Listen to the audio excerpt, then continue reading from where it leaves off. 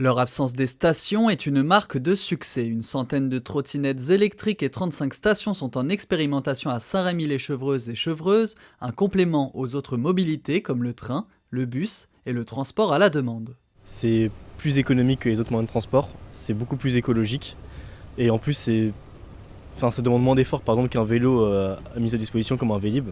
Du coup je pense vraiment que c'est un moyen de transport qui est adapté. C'est peut-être bien, mais moi, vu mon âge, c'est pas quelque chose que je prendrais, quoi. Mais bon, pour les jeunes, c'est très bien.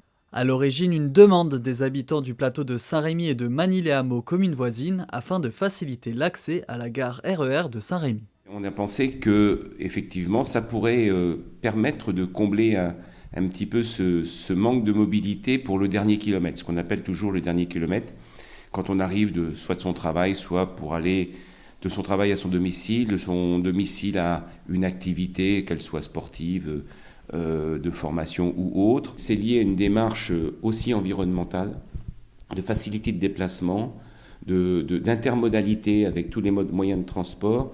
Et je pense qu'il ne faut rien s'interdire aujourd'hui. Une alternative à la voiture qui rend pourtant certains habitants sceptiques. Je suis assez inquiet sur le fait qu'on électrise beaucoup de choses. Et donc ça veut dire plus de batteries et plus de terres rares, enfin des choses dont on parle beaucoup en ce moment. Et c'est une dérive qui ne me plaît pas du tout. Voilà. Ou alors une trottinette à l'ancienne, voilà, je peux encore bouger un peu mes pieds pour l'utiliser, voilà, sans motorisation, sans quoi que ce soit.